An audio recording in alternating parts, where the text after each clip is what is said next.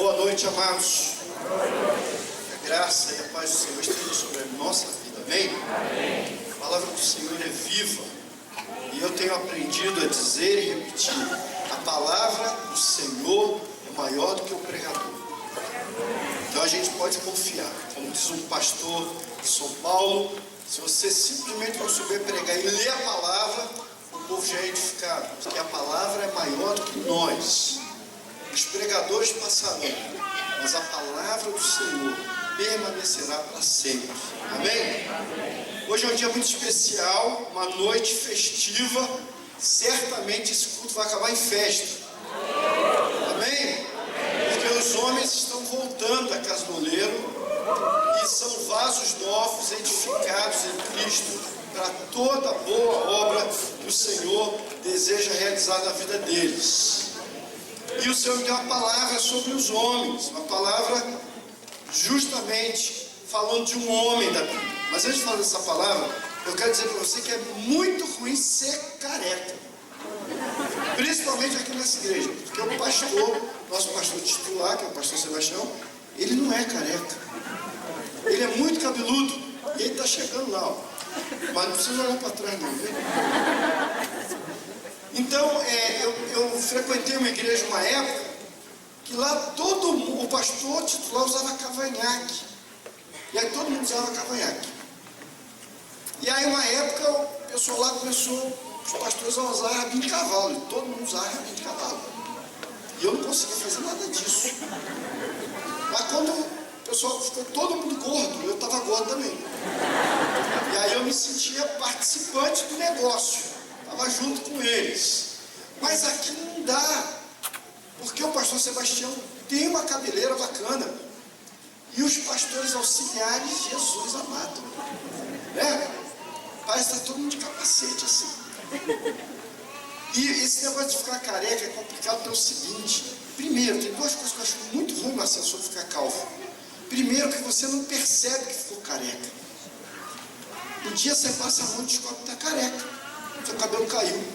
Mas você não vê, o homem não vê. Quando vai tomar banho, cabelo no chão, vê? Eu vejo o cabelo da minha mulher, e eu acho injusto, ela que tinha que estar careca. Porque o cabelo das mulheres cai o tempo todo, o nosso não. Então por que a gente está calvo? Bom, estou brincando com isso, porque eu quero falar sobre um homem que no final da sua vida foi salvo pela mão salvadora, bondosa, reparadora, resgatadora do oleiro. Mas um homem que perdeu os seus cabelos e não percebeu. Ele não percebeu que ficou careca. Ele não percebeu que seus cabelos foram cortados. Esse homem é Sansão. O nome de Sansão é o sol que perdeu o seu resplendor. O significado de Sansão é pequeno sol, ou homem do sol. Mas há essa expressão no meio teológico de Sansão: o sol que perdeu o seu brilho, o sol que perdeu o seu resplendor. Sansão foi um sujeito extremamente poderoso em Deus. Primeiro, Sansão consta da galeria dos heróis da fé. Segundo, Sansão é um tipo de Cristo, um tipo de Jesus que morreu para que o povo dele fosse salvo. Sansão não se suicidou, irmãos. Tem gente que diz: Sansão se suicidou. Não. Aquilo foi morrer em guerra. Mas Sansão foi um sujeito extremamente equivocado, complicado, Ângela, perdido, embaraçado. Eu fiquei pensando assim, alguns títulos que a gente podia dar para a vida de Sansão, se fosse fazer um filme. Por exemplo, Dormindo com o Inimigo. Cairia muito bem para a vida de Sansão. Por exemplo, O Herói que Dormiu. Hancock, não sei quantos viram. O Anti-Herói. Sujeito cheio de poderes esse filme, né? Só fazia bobagem. E a vida de Sansão termina de uma maneira muito dura. E eu queria ler esse texto com você em Juízes, capítulo 16, de 26 a 30. Amém? Vamos ficar em pé e ler a palavra então. Juízes 16, de 23 a 30. Diz assim a palavra do Senhor: Então os príncipes dos filisteus se juntaram para oferecer grande sacrifício a seu deus Dagom, e para se alegrarem, e diziam: nosso Deus nos entregou nas mãos a Sansão, nosso inimigo. Vendo o povo, louvavam o seu Deus, porque diziam: nosso Deus nos entregou nas mãos do nosso inimigo, e ao que destruía a nossa terra, e ao que multiplicava os nossos mortos. Alegrando-se-lhes o coração, disseram: manda vir Sansão, para que nos divirta. Trouxeram Sansão do cárcere, o qual os divertia, quando o fizeram estar em pé entre as colunas. Disse Sansão ao moço que o tinha pela mão: deixa-me para que apalpe as colunas em que se sustém a casa, para que me encoste a elas. Ora, a casa estava cheia de homens e mulheres, e também ali estavam todos os príncipes dos filisteus, e sobre o teto havia uns 3.000 homens e mulheres, que olhavam enquanto Sansão os divertia. Sansão clamou ao Senhor e disse: Senhor, peço-te que lembres de mim, e dá-me força só esta vez, ó Deus, para que me vingue dos filisteus, ao menos por um dos meus olhos.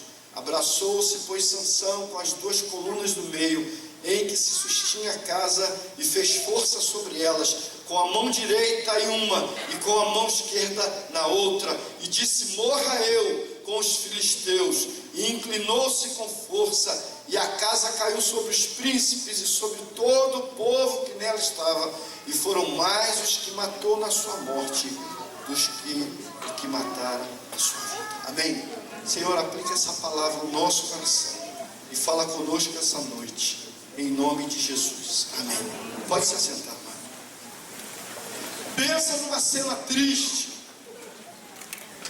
O homem cego, os olhos vazados, amarrado a uma espécie de moinho que rodava e que era tipificado por ser conduzido e movido por animais, por quadrúpedes. Mas ele agora fazia aquele papel de chacota, e os homens olhavam e riam e se alegravam, porque pensavam assim: o nosso Deus Dagom nos deu vitória. Eles cultuavam um Deus da plantação, dos grãos, chamado Dagom, e eles tributavam a esse Deus as honras e glórias daquele povo. E eles entendiam o seguinte: Dagom nos deu a vitória sobre Sansão, sobre esse hebreu que nos atormentou tanto tempo. Imagina uma coisa: Sansão é uma verdadeira história de aventura. Esse camarada que nós vemos aí pegou um leão e matou o leão com as suas próprias mãos. O leão saltou sobre ele, ele pegou o leão, abriu a boca e rasgou o leão. Esse moço tinha uma força especial de Deus. Ele pegou 300 raposas, amarrou elas em pares, 150 pares, cauda com cauda, colocou um tição de fogo em cada cauda, nas caudas que estavam amarradas, e soltou elas no meio da plantação dos filisteus, e elas queimaram tudo. Numa outra feita, os filisteus quiseram pegar ele, e ele, com uma queixada de jumento, a Bíblia diz: ele feriu a 1000 homens. Maurício, ele era mais forte que um leão, muito forte, poderoso, porque a Bíblia diz que o Espírito de Deus se apoderava dele, Wagner, e ele tinha uma força descomunal, tremenda. Não há nenhum outro homem na Bíblia em que é uma situação de uma força sobre-humana tão grande, tão poderoso. Um moço que foi escolhido por Deus. Sua mãe era estéril, seu pai Manoá recebe a visita de um anjo. Ele recebe a visita de um anjo que diz: ele será nazireu. Nazireu era uma espécie de separado para Deus. Ele não podia tocar em coisas imundas, ele não podia se misturar a outros povos, ele tinha que viver a santidade. E sobretudo, no caso específico de Sansão, foi determinado que ele nunca cortasse o seu cabelo, e a sua força estaria no cabelo. Mas aí alguém já faz piadinha e diz assim: a extensão do cabelo de Sansão era Dalila, porque Dalila cortou o cabelo de Sansão. E você conhece a história e sabe que ele ficou sem forças, e agora ele é prisioneiro. E como prisioneiro ele vira chacota, ele está ferido, humilhado, fraco. Alguns autores teológicos dizem uma coisa muito dura, muito triste, muito Fabiola, que o moço que o conduzia pela mão é o seu próprio filho. Imagina a humilhação para esse guerreiro, cego, humilhado, enfraquecido e conduzido por um menino que é o seu próprio filho, que vai morrer com ele. A história de Sansão, ela nos ensina algumas coisas sobre nós e algumas coisas sobre Deus. Primeiro, ela nos ensina sobre o caráter reparador de Deus. Deus tem essa mania de restaurar, de reconstruir, de refazer, de retocar a sua criação. A Bíblia diz em alguns textos específicos desse caráter de Deus, são muitos, mas eu selecionei pelo menos 3. Deuteronômio 6,39 diz: vede agora que eu sou o único, eu somente, e mais nenhum Deus além de mim. Faço morrer e faço viver, faço adoecer e faço sarar. Ninguém há que seja capaz de livrar-se da minha mão.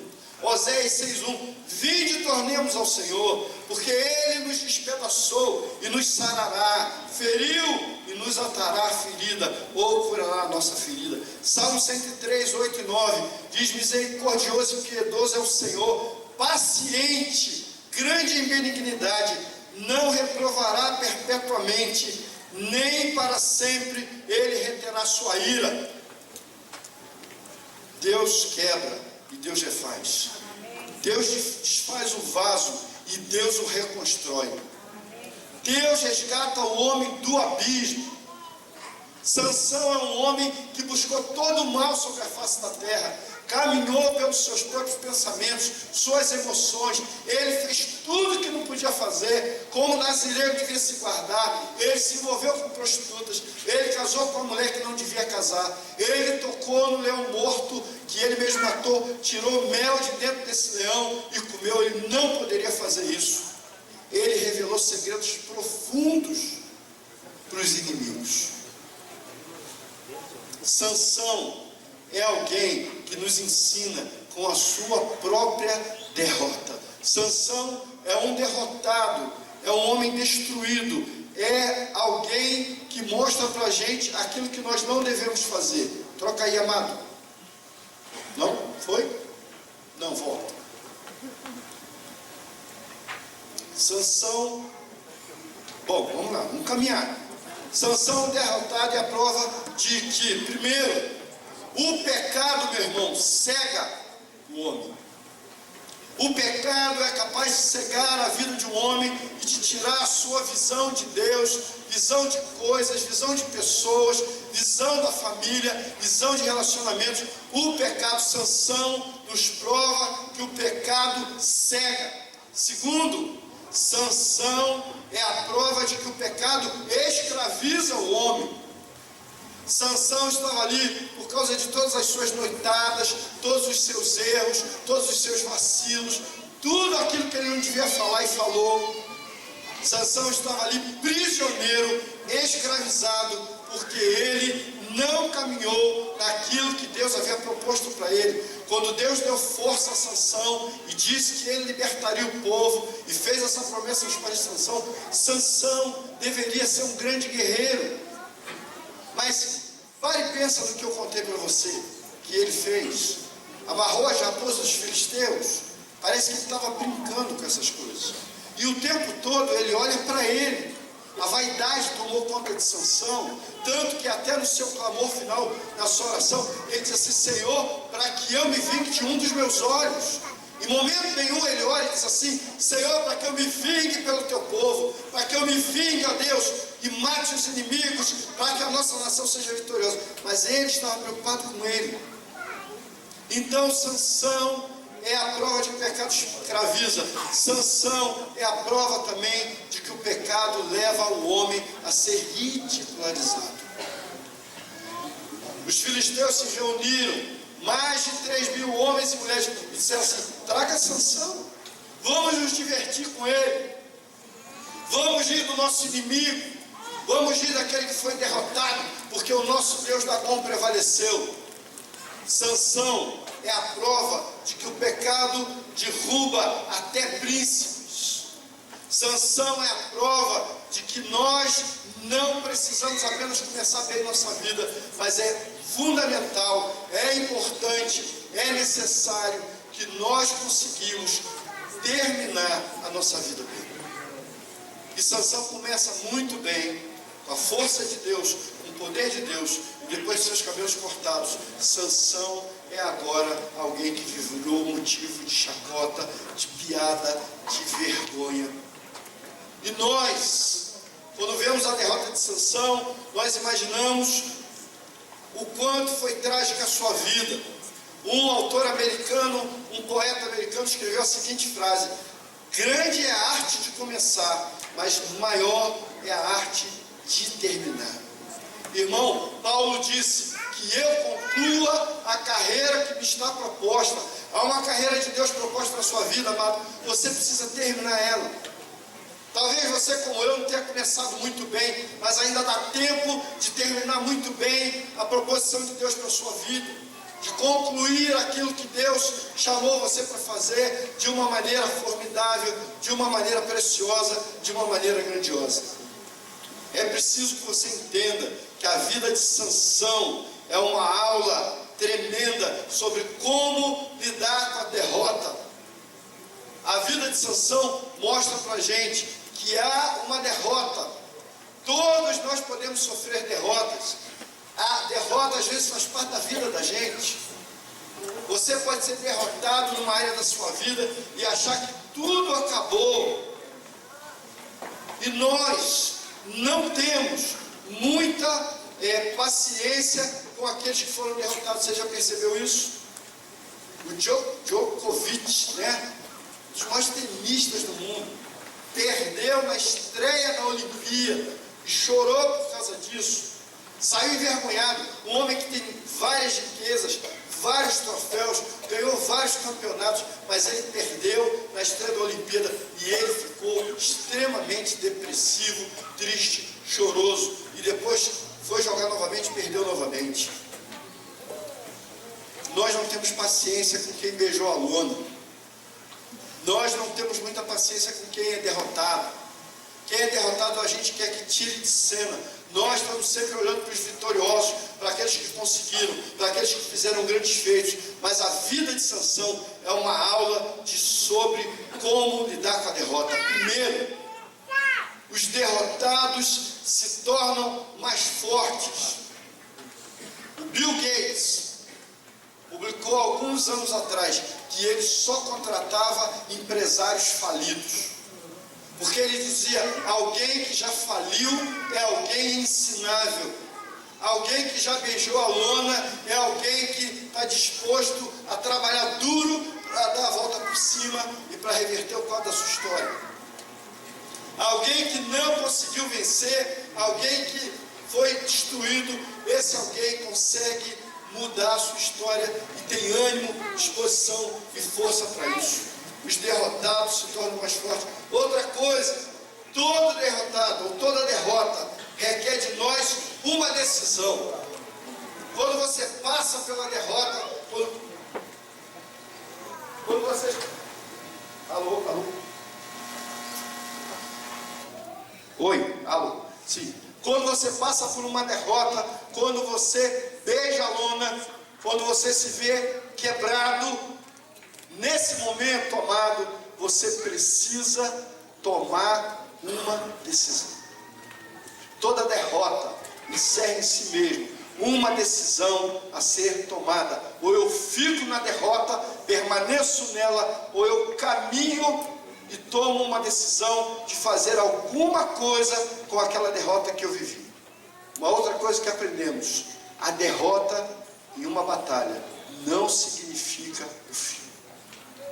Quando o carro começa a parar, ainda há um pouco de gasolina para andar. Quando as forças das pernas faltarem, a gente consegue ainda caminhar mais um pouquinho. Quando a gente sentir que tudo deu errado, ainda há uma forma, uma luta e uma disposição de que as coisas deem certo. Às vezes parece que tudo acabou. Em 1994, em Los Angeles, na Olimpíada, uma mulher, Gabrielle Anderson Chase, foi a última a chegar na maratona. Ela chegou 37 minutos depois da penúltima colocada. E ela ficou trôpega, e suas pernas se contraíam, e a dor era muito grande. Mas ela foi até o fim.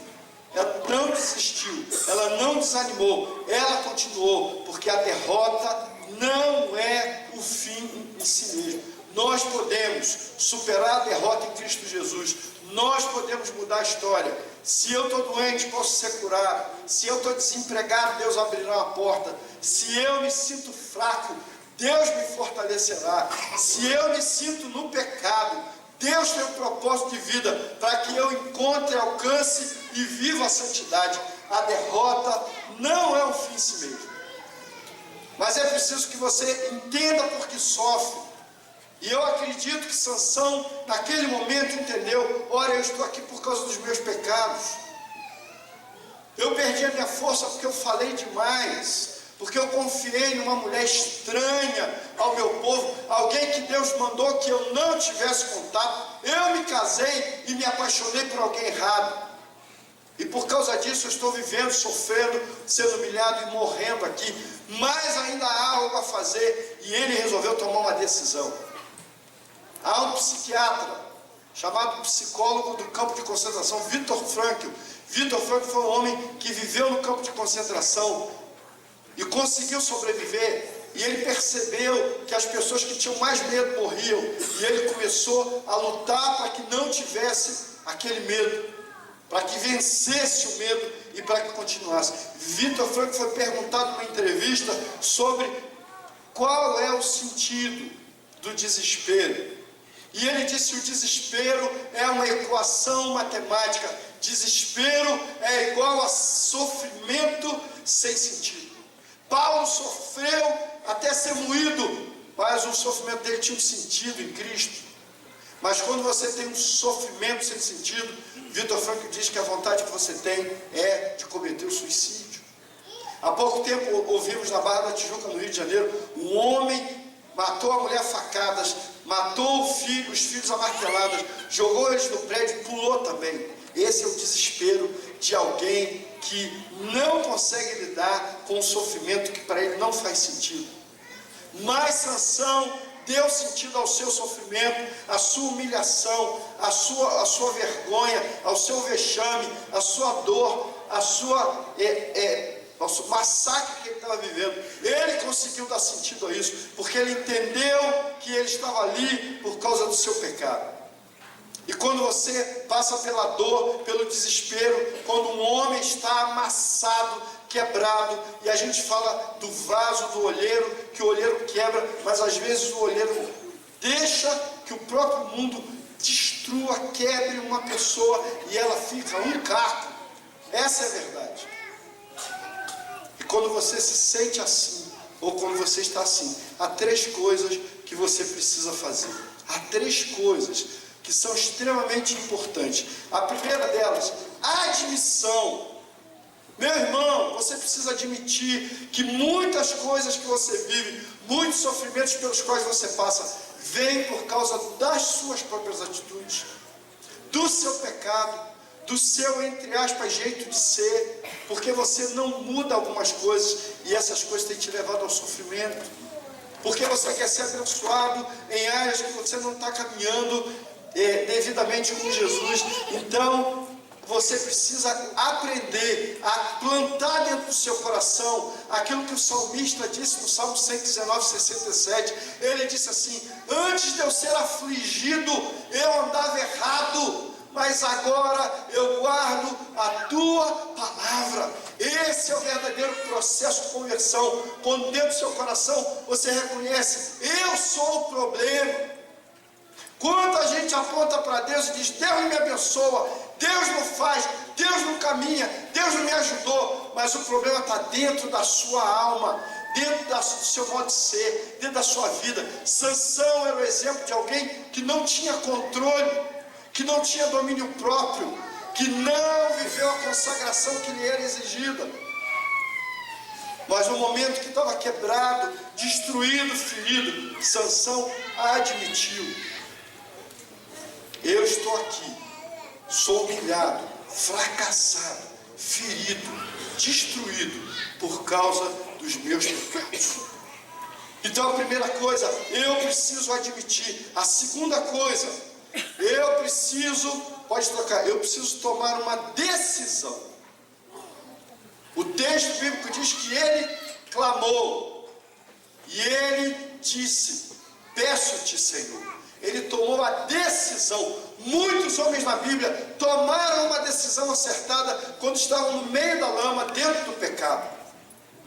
A Bíblia diz que Pedro, depois de trair a Jesus, lembrou-se das palavras de Jesus e ele chorou amargamente e saiu do lugar de pecado. A Bíblia diz que o filho pródigo estava lá no meio da lama, comendo a comida dos porcos, e ele disse assim: eu pequei. Eu irei ter com meu pai, e eu lhe direi: pequei. Eu pequei contra o céu, pequei contra o Senhor, e eu não sou digno de ser chamado o seu filho. Muitos homens da Bíblia disseram: eu me arrependo no pó e na cinza, eu preciso mudar.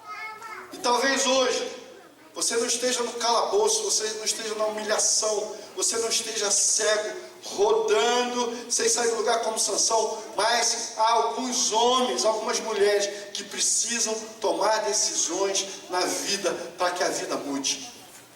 Talvez você precise largar um relacionamento que não vem de Deus e você sabe disso. Talvez você precise se afastar de algumas pessoas que não contribuem para a tua edificação e você sabe disso. Talvez você precise deixar um negócio financeiro escuso e pecaminoso, que Deus não está nisso. Talvez você tenha que mudar o tratamento, como você trata seus filhos, sua mulher, seu marido, as pessoas da sua casa, o seu pastor, a sua igreja, e você não percebe isso. Quando eu comecei, brinquei com a calvície, porque a Bíblia diz que Sansão não percebeu que o Espírito de Deus já não estava mais com ele. Sansão achou que podia lutar ainda. Sansão achou que ainda tinha força. Sansão achou que ele era grande, mas ele não percebeu que seus cabelos tinham sido cortados. Ele não percebeu. Ele não tinha ainda tomado uma decisão de mudar e caminhar junto com Deus. E por último, e isso é o mais importante dessa noite, e isso que acho que vamos fazer aqui essa noite, você precisa clamar. Ora, Tiago disse: está alguém aflito, clame ao Senhor, e clame o que é. O Salmo 142 eu gosto demais. Ele diz assim: ao Senhor eu ergo a minha voz e clamo. Para o judeu, amado, erguer a voz é gritar com Deus. Ergo a minha voz e clamo. Quando dentro de mim o meu espírito está batido, eu clamo a Deus. Sei que já falei isso aqui, mas vou repetir quantas vezes for preciso, para que chegue ao coração de algumas pessoas. Eu vivia errado, eu vivia no pecado, e um dia dentro de uma escola, com um pastor amigo, amoroso, discipulador, eu disse para ele: Deus nunca mudou a minha história. Eu vi Deus fazer milagre na vida de um monte de gente, eu vi Deus transformar, eu vi testemunho, as pessoas contaram testemunho, e comigo, fui criado na igreja, nada aconteceu, eu continuo o mesmo camarada, pecador, errado, sem vergonha, equivocado. E ele disse assim: você já disse isso para Deus? Eu disse um monte de vezes. Você já gritou isso para Deus? Eu disse: não sei de gritar. E foi: grite com ele, fala da tua dor, dobra o joelho aí. E eu e aquele pastor dobramos o joelho, e eu gritei com Deus, e eu disse: Senhor, onde o Senhor está, que não muda a minha vida? E o Espírito Santo de Deus veio sobre minha vida, e eu chorei, a ponto de molhar o chão. E aquele pastor, é bom ter pastor, gente, aquele pastor amigo, me colocou de pé, sorriu, olhou para mim e disse assim: rapaz, eu acho que o homem levantou do trono agora. Clama, amado, clama, grita. Está desempregado, grita para Deus. Está enfermo, grita com toda a sua força: Deus, tem misericórdia de mim. que sou pecador. Há um homem na Bíblia, cego, que gritou e falou para ele: cala a boca, não grita não. Ele disse: Jesus, filho de Davi, tem misericórdia de mim. Talvez essa seja a noite para você vir aqui e gritar, pedindo a Deus misericórdia sobre o teu problema, sobre aquilo que você vive, sobre a tua dificuldade. O Senhor quer fazer isso na sua vida. E eu quero terminar dizendo que hoje é o tempo de gritar a sua dor, tempo de salvação, tempo de reconstrução, tempo de reparação de Deus e tempo de vencer. Como eu falei no começo, Sansão foi humilhado. Possivelmente o menino que estava com ele era o seu próprio filho. Sansão morreu, mas no último momento, quando estava à beira do abismo, ele clamou e Deus ouviu a oração. E me impressiona demais o último versículo, que diz assim: porque foram mais os que matou na sua morte do que os que mataram na sua vida. Você não tem inimigos físicos que querem matá-los, mas há demônios que atuam contra a nossa vida, há espíritos que nos odeiam, mas nós podemos clamar ao Senhor e Ele nos ouvirá, e Ele virá ao nosso favor, e Ele nos socorrerá, porque Ele é Deus amoroso. Ele é o Deus que faz a ferida, mas é o que cura. Ele é o Deus que quebra, mas é o que repara. Ele é o Deus que deixa você passar a prova dura, sim, mas Ele estará todo o tempo lá. Tem uma música do Grupo Logos que eu gosto muito, que diz assim: mas Ele estava todo o tempo ali, todo o tempo. Quando eu clamei, eu descobri que todo o tempo Ele estava ali. Amém? Abaixa a sua cabeça, vamos orar. Senhor, em nome de Jesus, muitos de nós, Senhor, conhecemos a derrota de perto. Muitos de nós conhecemos a aflição, ó Deus, de não saber para onde ir. Mas eu te peço nessa noite, ó Deus, que o Senhor nos dê sentido à nossa vida e aos nossos sofrimentos e às nossas angústias. Que o Senhor coloque em nosso coração, ó Deus, a capacidade de admitir os nossos erros, a capacidade de tomar a decisão correta de clamar ao Senhor e de dizer: Senhor Jesus, tem misericórdia da minha vida, muda e dá vitória sobre os meus inimigos. Que seja assim, ó Deus, na vida de cada um que está aqui essa noite, na vida de cada homem que veio da casa do olheiro, Deus, e que foi tocado e mexido. E se há algum homem, Senhor, que voltou, ainda precisa ser tocado de maneira especial, que essa noite seja a noite, Senhor, em que a sua força, a força do Teu Espírito, venha sobre a vida desses homens de Deus. Força para testemunhar, força para viver em santidade, força para ser um bom marido, força para trabalhar, viver e servir na Tua casa com alegria. Que seja assim, em nome de Jesus. Amém e amém.